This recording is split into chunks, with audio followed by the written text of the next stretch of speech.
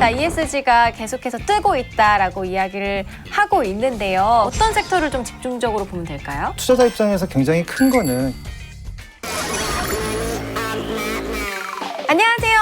우리도 여기 있지 MC 윤태진입니다. 오늘은요, 요즘 대세라는 ESG 관련해서 이야기를 해보고자 하는데요. 하반기 주요 테마라고 하니까 열심히 우리 같이 공부를 해보도록 하겠습니다. 오늘 도움 말씀 주실 전문가분 모셔볼게요.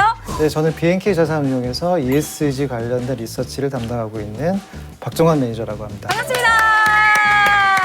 가장 기본적인 질문일 것 같아요. 매니저님, ESG가 뭔가요? 영어의 약자인데요. 네. E는 이제 environmental, 환경을 의미를 하고요. S는 social, 사회를 의미를 하고요.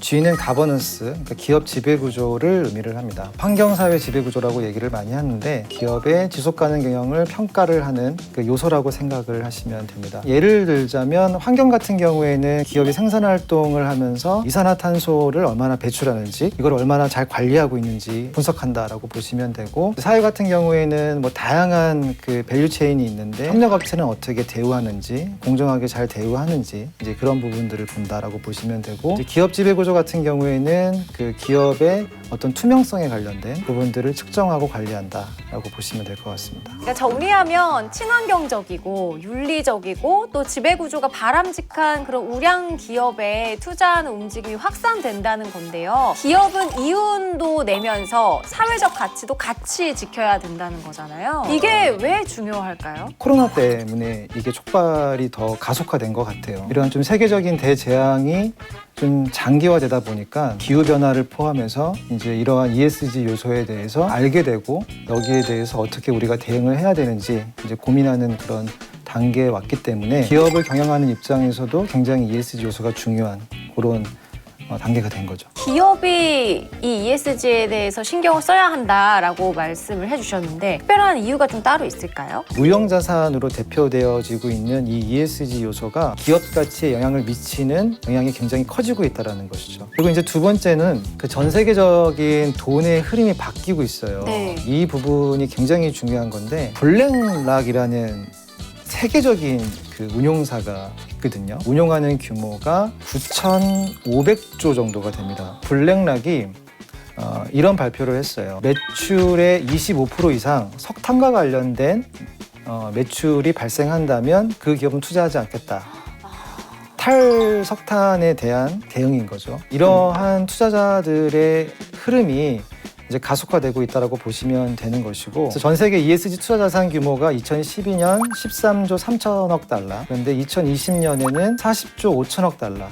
그래서 8년 새에 3배가량 증가가 했거든요. 결국 기업들도 이런 투자자들에게 이제 투자를 받아야 이제 생산 활동을 할 수 있는 그런 시스템이 있기 때문에 이런 기관 투자자들의 움직임이 굉장히 중요하다라고 말씀을 드릴 수가 있고, 소비자들의 인식이 바뀌기 시작한 것 같아요. 예를 들면 소위 말하는 착한 소비, 이런 것들을 염두하면서 제품을 구매하는 소비들이 이제 많이 확산되고 있거든요. 이제 기업들 실적에도 굉장히 큰 영향을 미칠 수 있다라고 말씀드릴 수 있습니다. 요 ESG 정보들이 왜 투자자에게 중요한지를 좀 설명해 주시면 좋을 것 같아요. 투자자 입장에서 굉장히 큰 거는 결국 국민연금과 같은 연기금들의 움직임이라고 볼 수가 있어요. 2012년 당시에 국민연금이 ESG와 관련된 투자가 한 5조 5천억 정도, 그런데 2019년에는 거의 29조 5천억, 한 30조 되는 그런 규모까지 증가가 됐거든요. 더 나아가서 2022년까지 국민연금이 전체 자산의 50%까지 ESG와 관련된 투자를 하겠다라고 이미 얘기를 하고 있어요. 투자금 자체가 ESG 쪽으로 지금 몰리고 있기 때문에 그러니까 돈의 흐름이 지금 바뀌고 있다는 거죠. 즉 ESG 등급이 높은 기업에 투자를 하게 되면 관련된 주가는 오를 수밖에 없는 거죠. 네. 그렇기 때문에 투자자 입장에서는 굉장히 사실 중요한 요소가 될 수밖에 없다는 거죠. 그러면 모든 기업이 이 ESG 정보를 공개를 하는지도 궁금하거든요. 사실 아직은 그렇지는 않아요. 이게 의무화된 사항은 아니기 때문에 지금 기업이 사실상 자발적으로 ESG 관련된 정보를 공개하고 있다고 보시면 되는데, 2025년부터는 코스피 상장사 자산 규모 2조 원 이상 되는 기업들은 의무적으로 ESG 정보를 공개를 해야 되고요. 2030년부터는 코스피에 상장된 모든 기업이 ESG 정보를 공개하도록 의무화하고 있습니다. ESG가 뜨면서 기업이 수혜를 받은 경우가 있는지. 그 LNG 선박이 친환경적이거든요. 중유를 떼지 않아요. 그러니까 LNG가 그래도 탄소 배출이 좀 덜한데 기술력이 원체 압도적이기 때문에 우리나라가 요 관련된 수혜를 받고 있고 환경과 관련된 그 해양 규제가 또 있어요. 네. 그게 더 강화가 되고 있거든요. 네. 그래서 더 한 번 수혜를 받았다라고 보시면 되고 환경사회 이슈가 그냥 단순하게 좋은 기업 이런 이제 차원을 넘어선 것 같아요.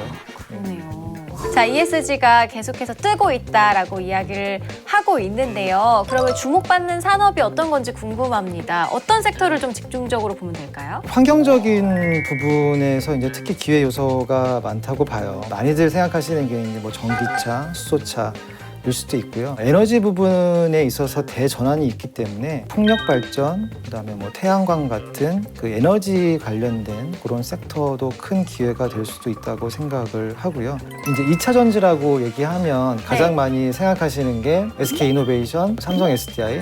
2차 전지의 셀을 만드는 회사를 굉장히 많이 집중하시고 그게 사실 주가가 엄청 많이 올라갔잖아요. 예를 들면 2차 전지에 양극재, 음극재, 분리막 굉장히 많은 밸류 체인이 있거든요. 네, 그리고 네. 뒷단에는 뭐 배터리 팩도 있고요. 관련된 유관 밸류 체인을 종합적으로 검토하셔서 조금 더 싼 기업에 투자하시는 것도 굉장히 좋은 방법이 될 수 있을 것 같아요. 그런 기업에 투자하는 관련 펀들도 굉장히 많이 지금 만들어지고 있기 때문에 그런 기업에 투자하시면 뭐 큰 기회를 얻을 수 있지 않을까 그렇게 생각합니다. 태양열, 2차 전지 같은 친환경 관련 주가가 계속해서 오르고 있으니까요. 장기적으로 봤을 때 관련 산업을 우리가 좀 찾아보고 공부해보면 좋을 것 같습니다.